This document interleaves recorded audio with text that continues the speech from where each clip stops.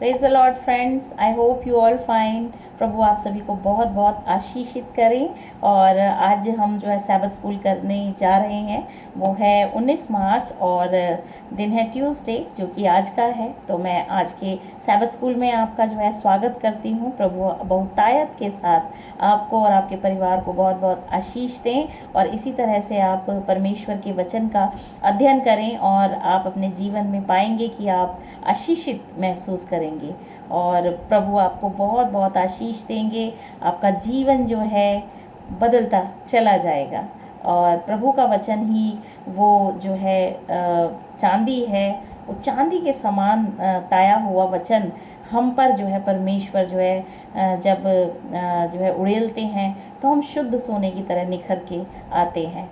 तो भजन संहिता में भी लिखा है कि परमेश्वर का वचन शुद्ध ताई हुई चांदी के समान है, जो कि मिट्टी पे जो है 7 बार जो है ताई गई है और उसे फिर जो है ठंडी करके शुद्ध करती है वो।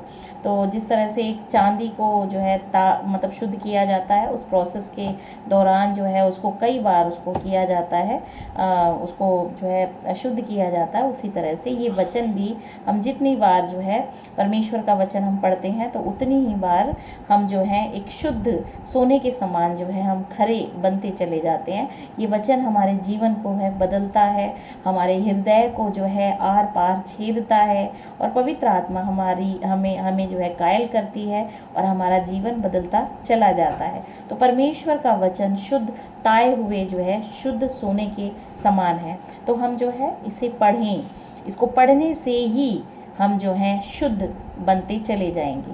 तो आज का जो सैबथ स्कूल है बहुत ही खूबसूरत है और इसका शीर्षक है, हे प्रभु तेरे मंदिर में कौन रह सकता है। प्रभु के मंदिर में कौन रह सकता है, प्रभु के पास समीप कौन रह सकता है। प्रभु जो है पवित्र हैं, तो जो भी व्यक्ति उसके पास जाना चाहता है उसको अपने आप को पवित्र करना पड़ेगा, और पवित्र करने के बाद जो है परमेश्वर की उपस्थिति उसके हृदय में हमेशा हमेशा के लिए फॉर एवर एवर लास्टिंग उसके जो है उसके साथ जो है परमेश्वर की उपस्थिति उसके हृदय में हमेशा रहती है। इसीलिए प्रभु यीशु मसीह ने कहा, मैं जीवित हूँ, और जब तुम मुझ पे विश्वास करोगे, मेरे वचन पे विश्वास करोगे, तो तुम भी जीवित रहोगे। ये मतलब है इसका कि परमेश्वर की उपस्थिति ही जो है उस चीज़ को जो है सजीव रखती है। जिस तरह से हमारे अंदर भी परमेश्वर ने प्राण डाला, अपना श्वास डाला, और हम जीवित हैं। और जिस दिन वो श्वास हमारे अंदर से निकल जाता है उस दिन हम जो है निर्जीव हो जाते हैं, हम मर जाते हैं, हम मिट्टी हैं। मिट्टी में परमेश्वर की जो श्वास है वो हमें सजीव रखती है। तो परमेश्वर का वचन हमें जीवित रखता है हमेशा। यीशु मसीह ने कहा, तुम मर भी जाओगे तो भी तुम जीवित रहोगे। तो ये जो वचन है इसको हमें गहन अध्ययन की ज़रूरत है, क्योंकि ये वचन ही हमारे जीवन को शुद्ध करता है और हमेशा जीवित बना के रखता है। तो हम इसे पढ़ते हैं। इसमें जो आज का जो भजन संहिता है वो है अध्याय 15, और बहुत ही खूबसूरत है। सियोन के निवासी, परमेश्वर के पुत्र और पुत्रियाँ। इसमें लिखा है, हे परमेश्वर तेरे तंबू में कौन रहेगा, तेरे पवित्र पर्वत पर कौन बसने पाएगा। वह जो खराई से चलता और धर्म के काम करता है और हृदय से सच बोलता है। तीसरी वर्ष बताती है, जो अपनी जीभ से निंदा नहीं करता और ना अपने मित्र की बुराई करता है और ना अपने पड़ोसी की निंदा सुनता है। वह जिसकी दृष्टि में निकम्मा मनुष्य तुच्छ है और जो यहोवा के डरवैयों का आदर करता है।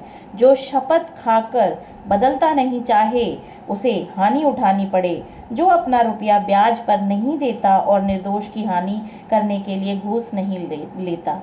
ये पैरामीटर्स हैं जो कि भजन संहिता 15 में दिखाए गए हैं। और जब एक व्यक्ति इन सब पैरामीटर्स पे खरा उतरता है तो वो एक शुद्ध व्यक्ति है, वो एक सिद्ध व्यक्ति है, जो कि परमेश्वर के जो है का पुत्र है, परमेश्वर का सिद्ध जन है, और परमेश्वर की उपस्थिति उसके साथ हमेशा फॉर एवर हमेशा उसके साथ बनी रहती है। तो हम आगे बढ़ते हैं। इसमें लिखा है, तो इसका जो उत्तर है, क्वेश्चन था कि हे परमेश्वर तेरे तंबू में कौन रहेगा, तेरे पवित्र पर्वत पर कौन बसने पाएगा। तो इसका आंसर इसमें लिखा है, वे लोग जिनके हृदय पवित्र हैं, जिनके हृदय पवित्र हैं। और सच में पवित्रता एक बहुत ज़रूरी चीज़ है। हम बाइबल पे भी कई बार हम लिखा पाते हैं कि पवित्र उस पे लिखा होता है, पवित्र बाइबल, होली होली बाइबल। तो पवित्र का मतलब मैं बताना चाहती हूँ सच्चा, सच्चा, क्योंकि जो बाइबल है उसके अंदर जो सारे फैक्ट हैं वो सच्चे हैं, कुछ भी ऐसा नहीं जो झूठ है। तो इसीलिए उसके ऊपर पवित्र लिखा है। पवित्र का मतलब होता है सच्चाई, सच्चा इंसान हमें भी बनना है। जिस तरह से परमेश्वर पवित्र है उस तरह से हमें भी पवित्र बनना है। और पौलुस कहते हैं कि मसीह में तुम बुलाए गए हो पवित्र होने के लिए। तो पूरी बाइबल का सारांश यही है कि हम अपने आप को पवित्र करें, और वो सिर्फ एक तरीके से हो सकता है जब हम परमेश्वर का वचन पढ़ते हैं और उस पर चलते हैं, तभी हम जो है पवित्र बन सकते हैं। तो ये जो बाइबल है ये हमें शुद्ध करती है, ये हमें जो है हमें ताती है। ताती मतलब कि puree, it's a process of purification of Mankind. एक इंसान को वो क्या बनाती है, शुद्ध बनाती है। तो इस तरीके से हम अपने आप को शुद्ध कर सकते हैं। कुछ बाइबल से वर्सेस मैं पढ़ना चाहूँगी कि इसका आंसर है वे लोग परमेश्वर के पर्वत पर, पवित्र पर्वत पर बसेंगे। इसका जो आंसर है वो है वे लोग जिनके हृदय पवित्र हैं। तो हमें अपने हृदय को पवित्र करना, यही सारांश है पूरी बाइबल का। यीशु मसीह ने कहा अपने मन को फिराओ नहीं तो नाश हो जाओगे। और भजन संहिता भी यही बताती है जिनके हृदय पवित्र हैं, जिनके हृदय शुद्ध हैं। तो हमें अंत में हमें एक सिद्ध मनुष्य बनना है जिसका हृदय शुद्ध हो, पवित्र हो। तो हमें अपने हृदय को शुद्ध करना है, और उसके लिए प्रभु यीशु मसीह हमें पवित्र आत्मा देते हैं जिससे कि हम अपने आप को शुद्ध कर सकते हैं। परमेश्वर ही हमें शुद्ध कर सकते हैं। दूसरे शब्द में मैं ये कह सकती हूँ, मनुष्य के अंदर इतनी ताकत नहीं कि वो अपने पापों से निकल सके। उसको एक परमेश्वर की सामर्थ की ज़रूरत है, तभी वो जो है पापों से निकल सकता है। तो परमेश्वर का वचन ही जो है उसको वो पवित्र बनाता है, उस मनुष्य को। व्यवस्था विवरण की किताब उसकी छठा जो अध्याय है उसकी 5th वर्स बताती है, तो अपने परमेश्वर यहोवा से अपने सारे मन और सारे जीव और सारी शक्ति के साथ प्रेम रखना। ये यीशु मसीह की भी पहली आज्ञा है। 2 आज्ञाएं उन्होंने दी कि अपने परमेश्वर से अपने पूरे मन, पूरे प्राण, पूरी शक्ति और पूरी बुद्धि के साथ जो है प्रेम रखना, और अपने पड़ोसी के साथ अपने समान प्रेम रखना। ये 2 आज्ञाएं दी हैं। मीका मैं पढ़ना चाहूँगी। मीका की जो अध्याय 6 है और उसकी 6 to 8 वर्सेस जो हैं उसमें लिखा है परमेश्वर क्या चाहता है। यहाँ पे मीका की जो लिखा है उन्होंने बहुत ही सही लिखा है। परमेश्वर हमसे क्या चाहता है, हमें पता होना चाहिए कि हमें क्या करना है कि जिससे हम परमेश्वर के सामने जो है शुद्ध ठहरे, पवित्र ठहरें और उसके आशीषों को प्राप्त कर सकें, उसकी उपस्थिति हमारे हृदय में हो। तो इसमें लिखा है परमेश्वर क्या चाहता है, मैं क्या लेकर यहोवा के सम्मुख आऊं और ऊपर रहने वाले परमेश्वर के सामने झुकूं। क्या मैं होम बलि के लिए 1-1 वर्ष के बछड़े लेकर उसके सम्मुख आऊं। क्या यहोवा हजारों मेढ़ों से या तेल की लाखों नदियों से प्रसन्न होगा। किस चीज़ से प्रसन्न होगा। मनुष्य भी आज यही सोचता है कि कोई ऐसा तरीका उसे मिल जाए जिससे कि वो परमेश्वर के नज़दीक जा सके, शुद्ध ठहर सके। क्या मैं अपने अपराध के प्रायश्चित में अपने पहलौठे को या अपने पाप के बदले में अपने जन्माए हुए किसी को दूं। हे मनुष्य वह तुझे बता चुका है। इसका आंसर इसमें है, मीका कहते हैं हे मनुष्य वह तुझे बता चुका है कि अच्छा क्या है, और यहोवा तुझसे इसे छोड़ और क्या चाहता है कि तू न्याय से काम कर, तू न्याय से काम कर। मनुष्य जाति को हमेशा ही न्याय से काम करना चाहिए, कृपा से प्रीति रख, दयालु बनना चाहिए। जिस तरह से हम परमेश्वर से आशीष चाहते हैं और चाहते हैं कि वो हम पे कृपा करे, हमारे गुनाहों को माफ़ करे। इसीलिए यीशु मसीह ने कहा कि तुम क्षमा करोगे अपने जो है दुश्मनों को, तो अपराधियों को, तो परमेश्वर भी तुम्हारे अपराधों को क्षमा करेंगे। तो कृपा से हम प्रीति रखें और अपने परमेश्वर के साथ नम्रता से चलें। हमारे अंदर अहंकार नहीं होना चाहिए। परमेश्वर को अधिकार है मैं कहने का, हमारे अंदर मैं नहीं होनी चाहिए, क्योंकि परमेश्वर ने अपने आप को मैं हूँ से रिप्रेजेंट किया है इस संसार के लोगों पे। तो मैं कहने का अधिकार भी सिर्फ परमेश्वर का है। तो हम अहंकार ना करें परमेश्वर के आगे, हम बड़े नम्रता के साथ अपने जीवन भर परमेश्वर के साथ चलें, तो हम जो है परमेश्वर को प्रसन्न करने वाले और उसके सच्चे जो है सिद्ध जन हम बन सकते हैं। अब मैं आगे पढ़ना चाहूँगी, कुछ वर्सेस और हैं। तो हमने सिक्स अध्याय मीका और 6 से 8 हमने ये पढ़ा कि परमेश्वर सिर्फ इतना चाहता है तू न्याय से काम कर और कृपा से प्रीति रख। न्याय, कृपा और अपने परमेश्वर के साथ नम्रता से चल। नम्रता से हमें चलने की ज़रूरत है, अहंकार नहीं करना है। फिर सैबत स्कूल बताता है इन लोगों के जीवन से पता चलता है कि वे परमेश्वर का आज्ञा पालन करते हैं। तो आज्ञा पालन ही जो है वो की है जिससे कि परमेश्वर की आशीषों को हम प्राप्त कर सकते हैं। परमेश्वर का प्रेम उनके दिल में है। यरूशलेम में परमेश्वर का मंदिर एक पवित्र स्थान है। मंदिर में सब कुछ जिसमें परमेश्वर के याजक या आध्यात्मिक अगुवे भी शामिल थे, परमेश्वर को एक भेंट वो लेके आते थे। इसीलिए मंदिर में प्रवेश करने वाले प्रत्येक व्यक्ति को भी पवित्र होने की आवश्यकता थी। परमेश्वर के लोगों को अपने जीवन के हर भाग में पवित्र होने की आवश्यकता थी और हमेशा जो याजक होते थे, महायाजक होते थे, बहुत ही पवित्रताई के साथ वो अपने जीवन को जीते थे। परमेश्वर ने अपने लोगों को राजकीय याजकों का राज्य बनने में मदद करने के लिए व्यवस्था दिया।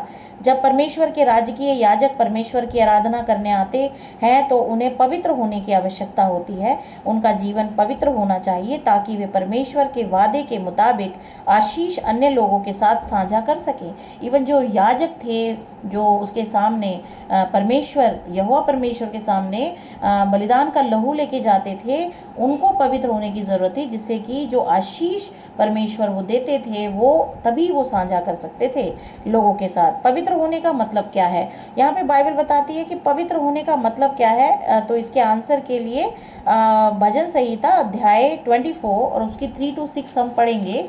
इसमें लिखा है 3 वर्ष बताती है, यहोवा के पर्वत पर कौन चढ़ सकता है और उसके पवित्र स्थान में कौन खड़ा हो सकता है।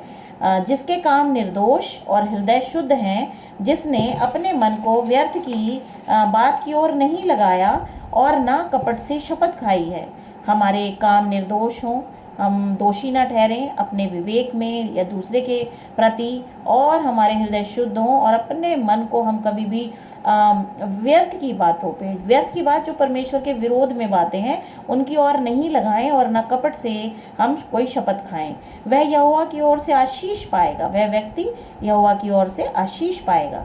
तो यहाँ पे पवित्र व्यक्ति की ये जो है क्वालिटीज़ हैं कि वो इस तरीके से अपने जीवन को जीता है और अपने उद्धार करने वाले परमेश्वर की ओर से धर्मी ठहरेगा। ऐसे ही लोग उसके खोजी हैं, वे तेरे दर्शन के खोजी याकूब वंशी हैं। यहाँ पे बहुत अच्छे तरीके से ये बताया गया है कि एक पवित्र व्यक्ति क्या है, उसे किस तरीके से परमेश्वर के सम्मुख जो है अपने आप को प्रकट करना है और अपने जीवन भर में उसे पवित्रताई के साथ चलना है। और न्याय, कृपा, भलाई, इन सब चीज़ों को अपने जीवन में उसे हमेशा जो है एक उद्देश्य बना के अपने जीवन में चलना पड़ेगा, तभी वो परमेश्वर के सामने धर्मी ठहर सकता है। और भजन संहिता 101 उसकी 1 से 3 में लिखा है, मैं करुणा और न्याय के विषय गाऊंगा, हे यहोवा मैं तेरा ही भजन गाऊंगा, मैं बुद्धिमानी से खरे मार्ग में चलूँगा।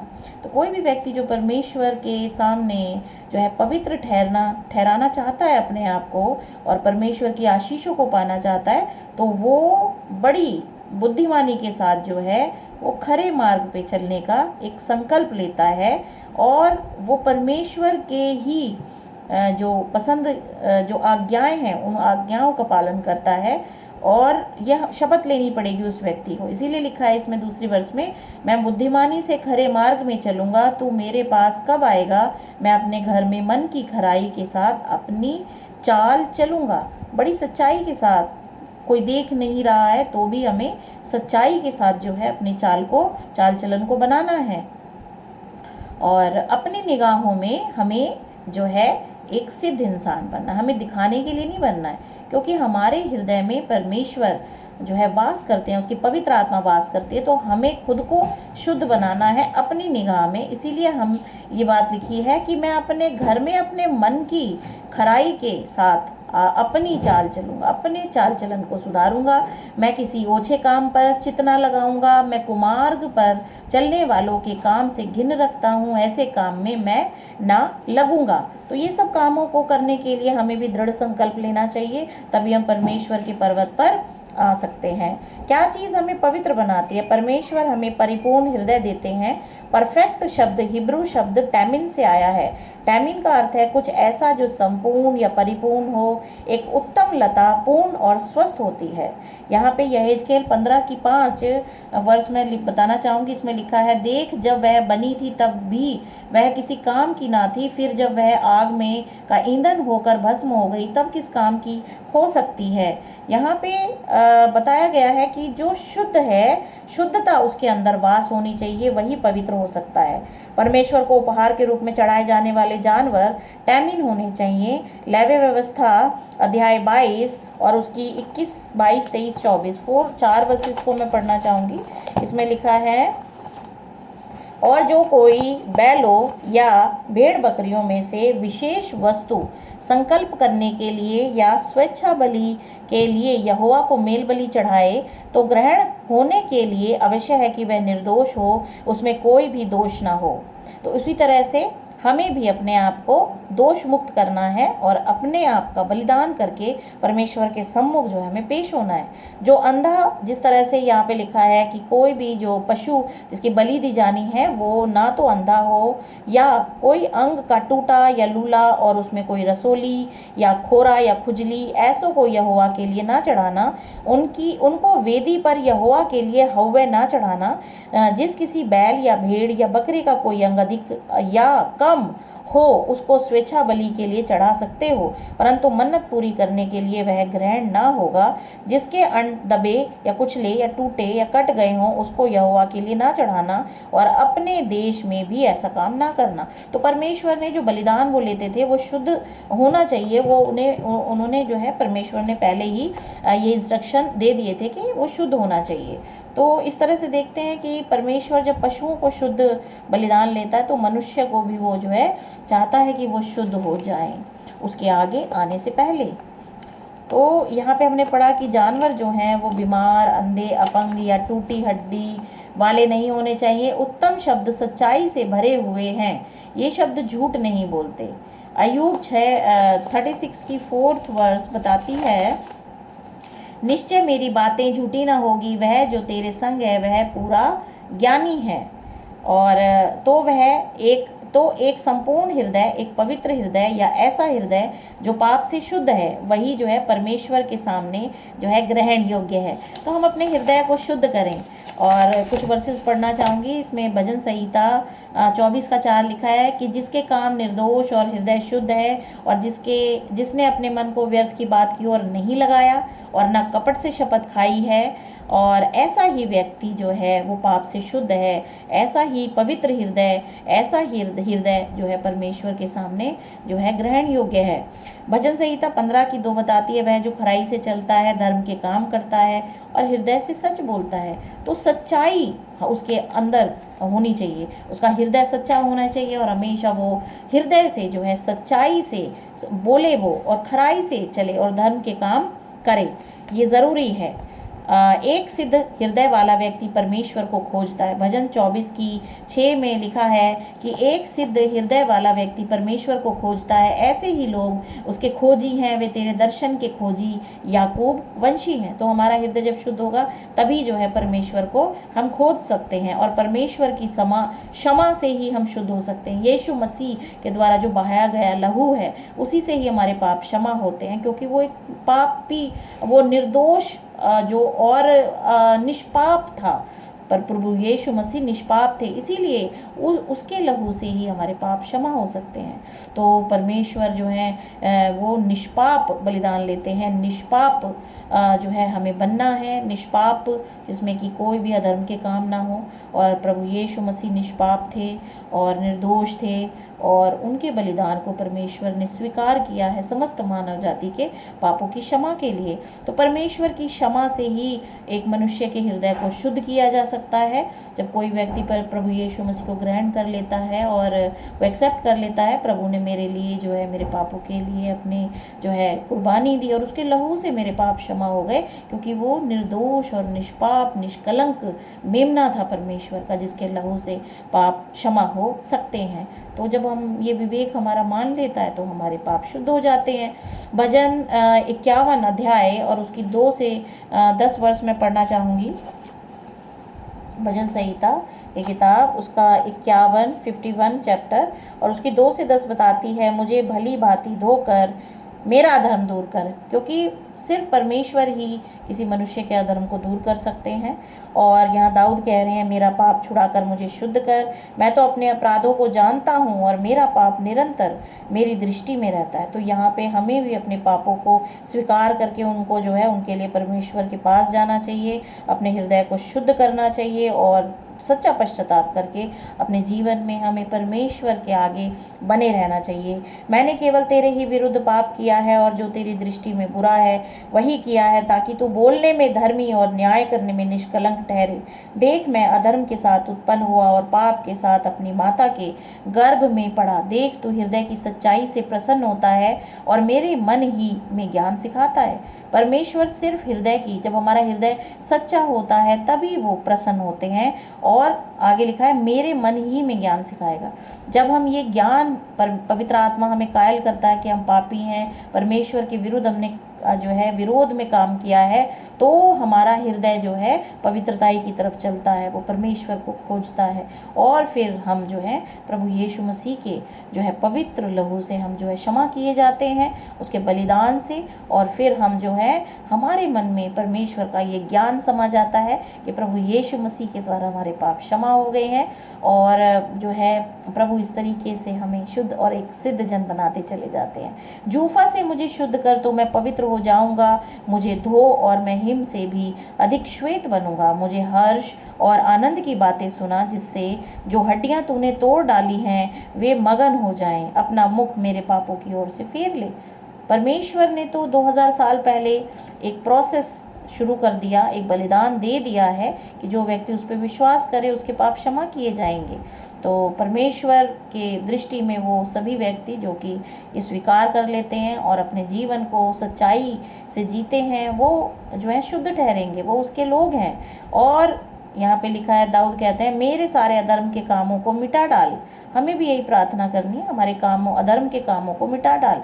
जो अभी हमारी ज़िंदगी में अगर कोई पाप है, कोई गलत काम है, तो परमेश्वर से प्रार्थना करें तो वो हमारे अधर्म के कामों को, पाप से हमें निकाल के हमें शुद्ध करता है पवित्र आत्मा के द्वारा। हे परमेश्वर, मेरे अंदर शुद्ध मन उत्पन्न कर और मेरे भीतर स्थिर आत्मा नए सिरे से उत्पन्न कर। यहाँ पे ये हमारी प्रार्थना होनी चाहिए। तो परमेश्वर हमेशा हमारी मदद करते हैं, वो मानव जाति की मदद करते हैं, वो हम दयालु परमेश्वर हैं। तो परमेश्वर की दया उसके सेवकों को आज्ञाकारी जीवन जीने में मदद करती है। जब हम पवित्र जीवन जीते हैं तो हम परमेश्वर की प्रशंसा करते हैं, स्वयं की नहीं। हम उन चीज़ों से दूर रहने का चुनाव कैसे कर सकते हैं जो हमें परमेश्वर से अलग करती हैं? इनमें से कुछ चीज़ें क्या हैं, हम उन्हें करना कैसे बंद कर सकते हैं?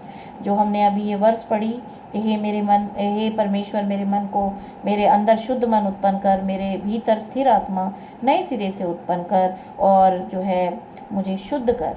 बस यही प्रार्थना परमेश्वर से करें और वो पवित्र आत्मा के द्वारा हमें शुद्ध कर देंगे। ये परमेश्वर का वादा है, वो मनुष्य नहीं जो झूठ बोल सकता है, वो परमेश्वर है। उसका वादा पहले भी था, हज़ारों साल पहले था, हज़ारों साल तक स्थिर है, क्योंकि वो परमेश्वर है। तो प्रभु के वचन पे हम विश्वास करें और अपने जीवन को जो है हम पवित्र करें। प्रभु यीशु मसीह के सामर्थी नाम में मांगते हैं, आमीन। प्रभु आप सबको बहुत आशीष दें, आमीन।